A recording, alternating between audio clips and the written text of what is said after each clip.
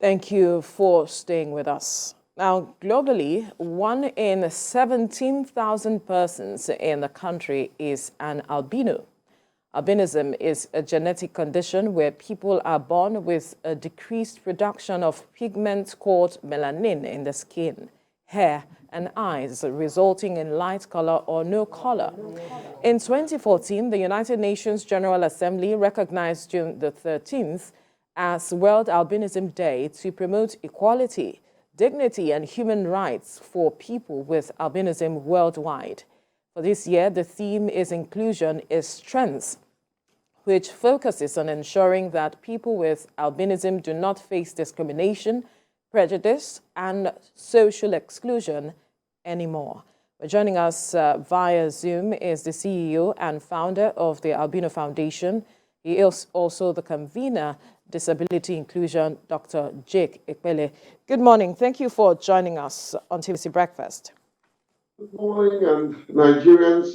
Good morning, the community of persons with albinism. Happy UN International Albinism Awareness Day. Right.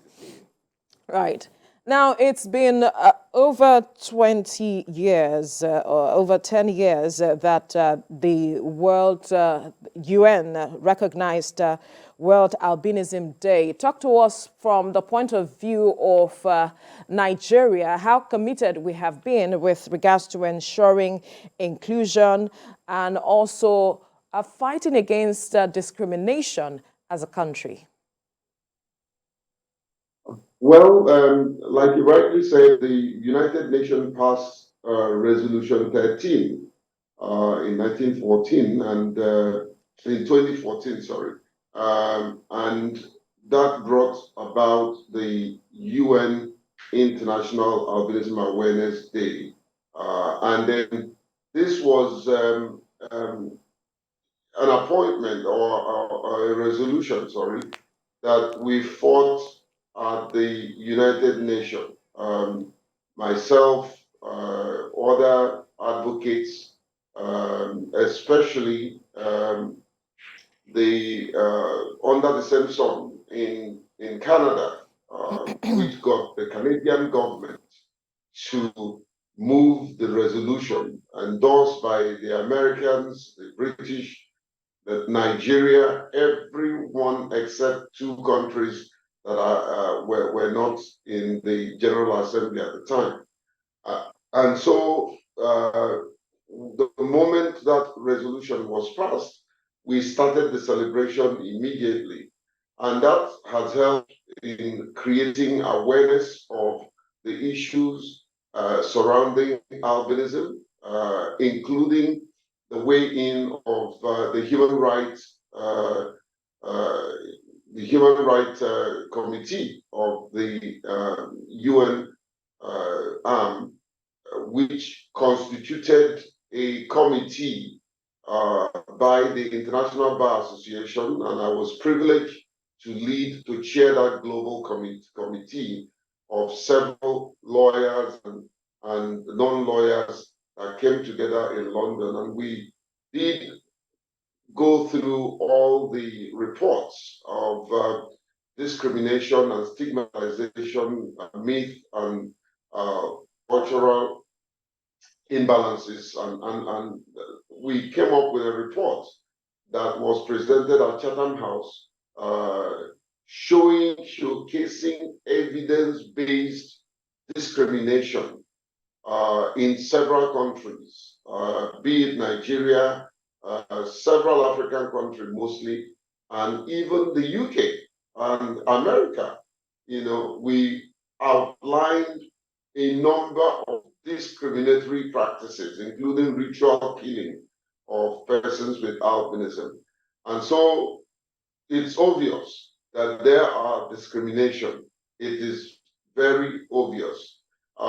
There is overt discrimination, there's covert discrimination there. And the one that hurts most is the secret one, that people look at you in a certain way and make certain comments behind you, you know. But then we continued the advocacy, and I can tell you today that there's been a reduction We are not there yet, but there's been a reduction because of increase in awareness and what most media organizations, including TVC, have done to give voice to this group of voiceless individuals.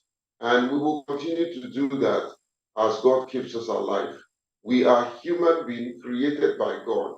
And by the way, I make bold to say and humbly to say that I'm very proud that I'm a person with albinism. I wouldn't have asked for anything less than who I am.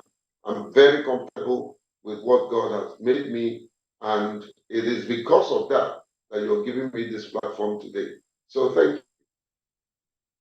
Thank you so much, Dr. Epelle. You have been a source of inspiration to a lot of people across the country and across the continent as well. I've read up about you and what you're doing, and we encourage you to keep it up. We will stand by you as partners in this regard.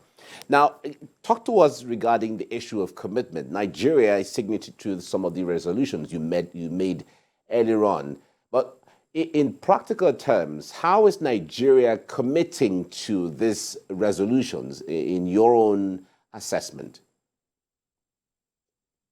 I'll say very committed. It's one thing to be committed, it's one thing to take concrete actions. You know, the country is committed, but then we also understand the limitations, whether it is policy gap or program and project design and implementation, paucity of funds. We recognize all of that.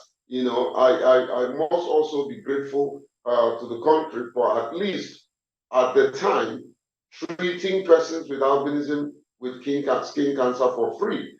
It was something that the Obasanjo administration started, inherited by Yaradua. Good luck inherited it.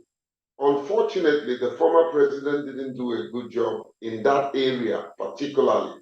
But I also want to commend him for the wonderful job he did and initiative that he took in ensuring the community of persons with a disability, the signing of the bill, the ensuring that we were included in the Electoral Act, the establishment of the commission.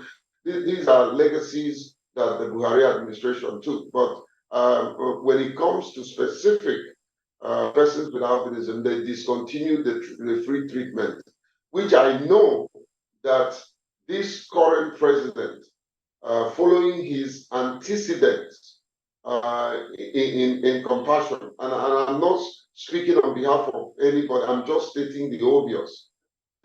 I believe and I've seen that President Bola Ahmed Tinubu has shown practical compassion, whether it is paying school fees for children or doing one thing or the other. But I also know that he will extend that compassion to the community of persons with albinism by reinstating the free skin cancer treatment that other presidents have established and ensure that this group of abject poverty community will continue to enjoy life, because skin cancer is the greatest menace that is devastating the community of persons with albinism. I am a skin cancer survivor, and you can imagine if friends didn't come together and assisted me in getting the best of surgery, I probably would have been dead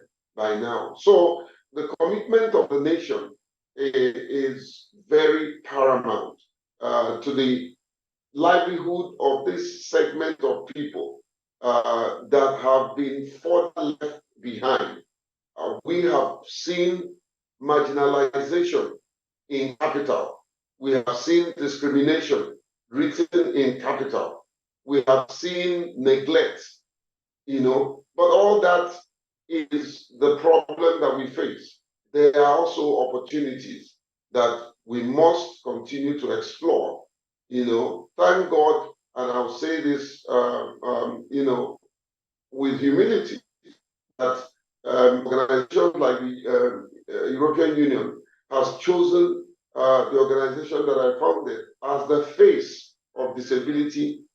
Nigeria. And that's why we're doing a lot in several spaces to ensure that persons with albinism are carried along, but not only persons with albinism, but the entire community of persons with disability. I want to really use this opportunity to speak to the president, look him in the eyes, and I'm sure he watches this channel. Mr. President, sir, do what you have done in Lagos. Do it across the country.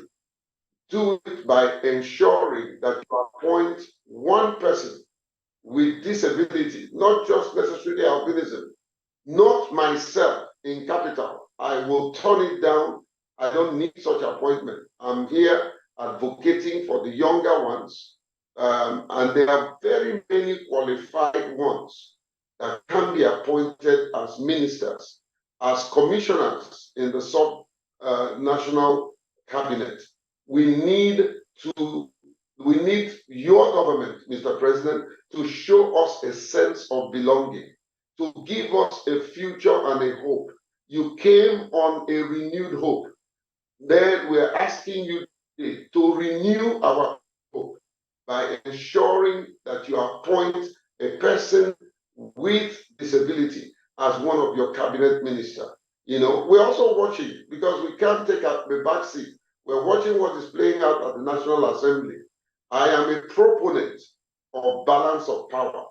I'm a proponent of balance of power. And I think the North should take their hands off trying to get the Senate president. That would be the greatest injustice that this country would see. We're talking about unity. I'm a champion of national unity. And this is one of the things that will bring about a national unity that will balance out the power inequality that we are seeing. We need a Christian as a Senate president. We need also a Christian as a as a Speaker of the House. These are some of the things that must be we must ensure that it happens in this country. It will further give credence to the unity that everybody is pursuing. Right. Now, reacting to this statement you just made, the Northern Elders Forum has said that there has to be a level playing field such that the government, the president, hands off. It has to be a level playing field where there is no sort of imposition, any form of imposition of persons, but that the members-elect, whether at the Senate or House of Rep, decides who emerges as the Senate president or speaker.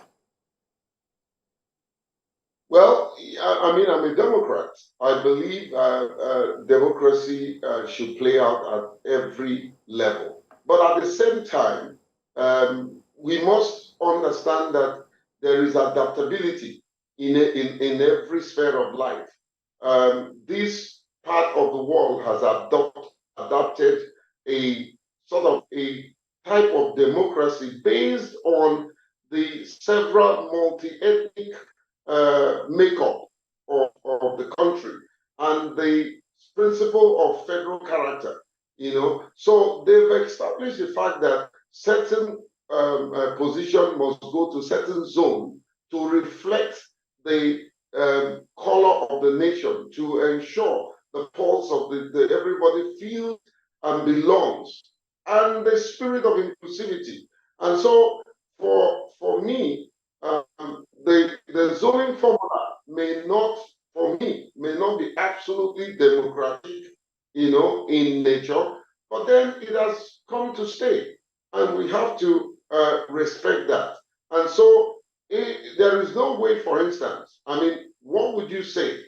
We have a president from Southwest, we have a vice president, I believe, from the North, you know, and then you also have a Senate president from that is inequality in capital, you know, and that must not happen. And so let's it's also part of democracy to recognize those that have been left behind, you know. So I think there's a need for a genuine balance of power. I think, Mr. President, you need to understand that you have been known to fight for democratic values. You are known to have suffered, and even was sent on exile by those who didn't want democracy to be entrenched. Do not allow this. Stand for what is fair and let this country remember you for delivering the dividends of democracy. But I don't want this to take off the shine what we are celebrating today, which is the community of persons with albinism, not only in Nigeria, but across the world. And we are lifting our heads and our shoulders and saying we are created by God.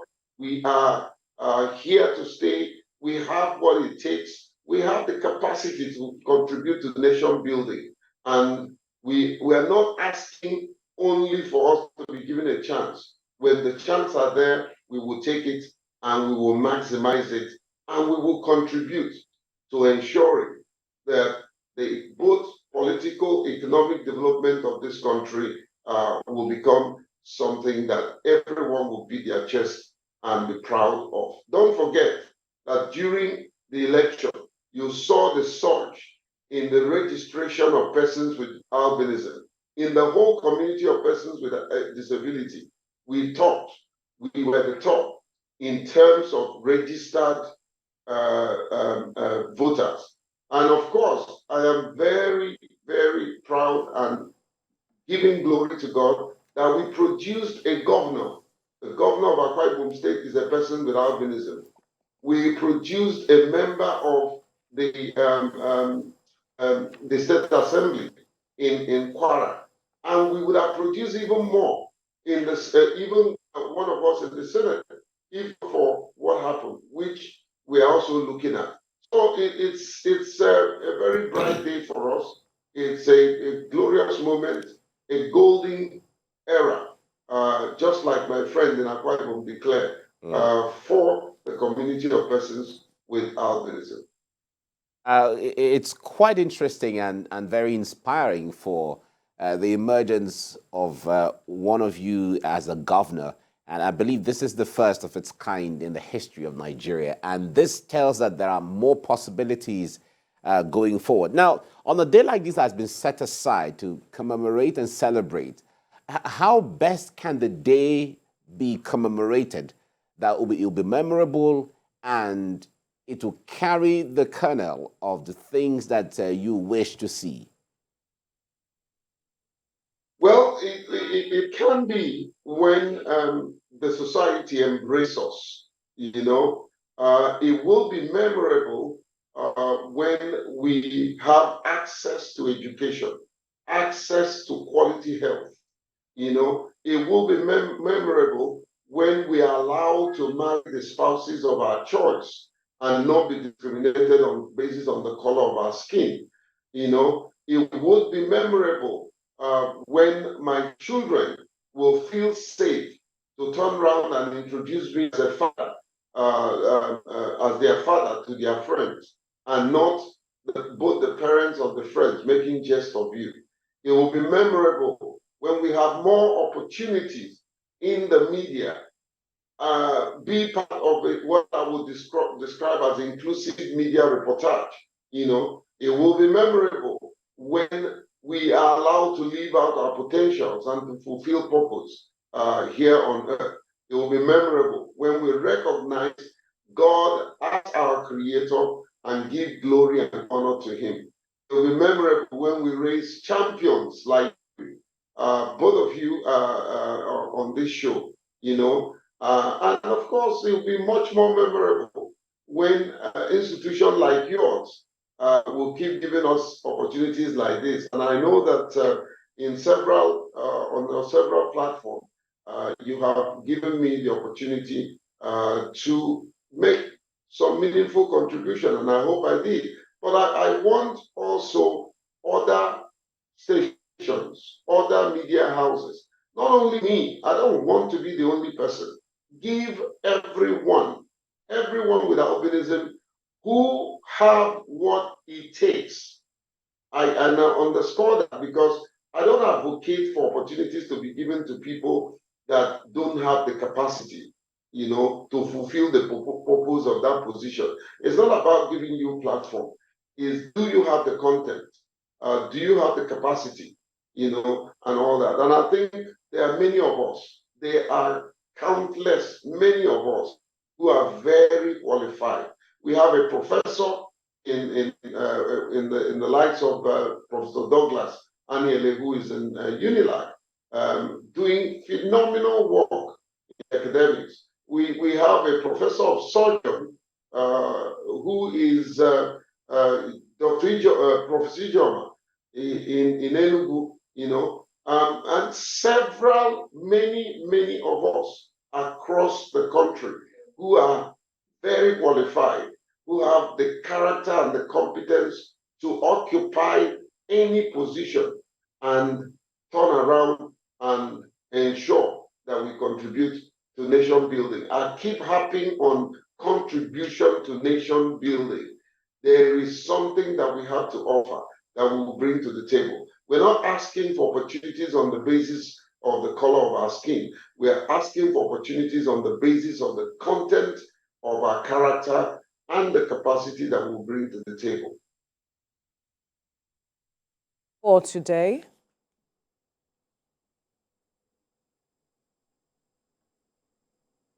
can you hear me?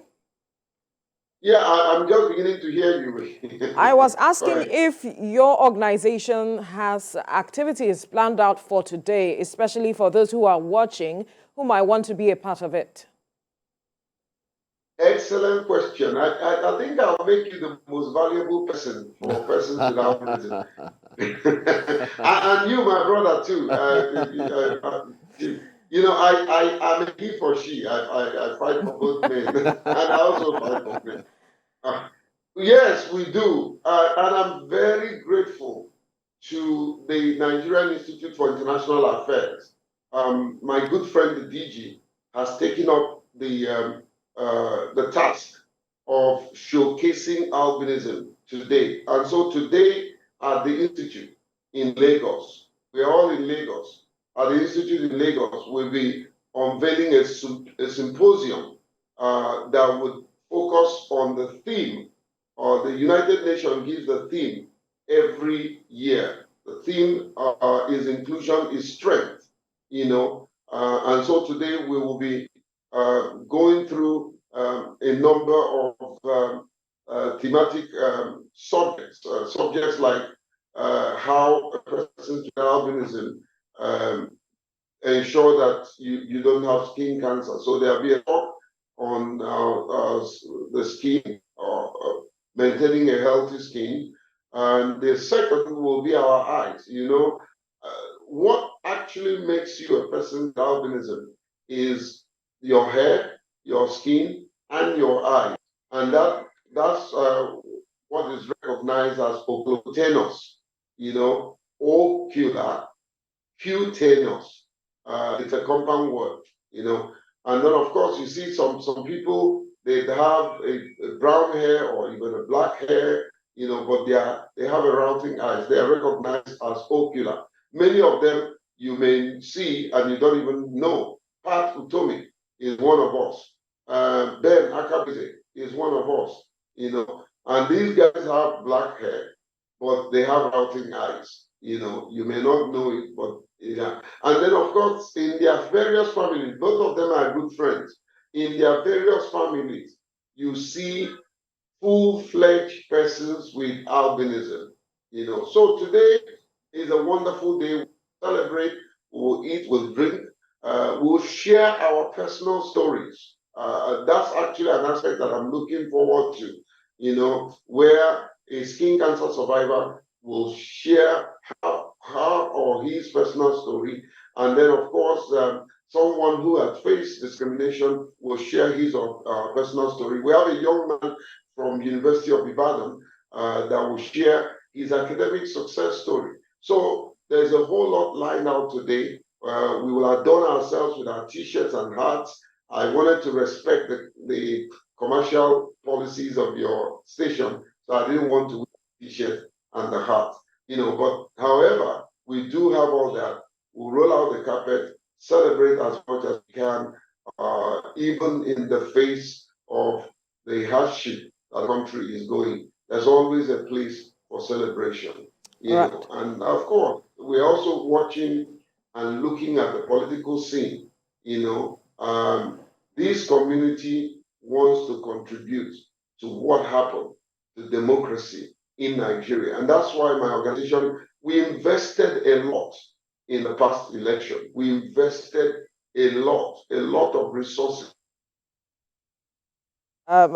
We have to leave the conversation here now. Dr. Jake Epelle, who is the CEO and founder of the Albino Foundation. He's also the convener, Disability Inclusion. Thank you for your time on the show this morning.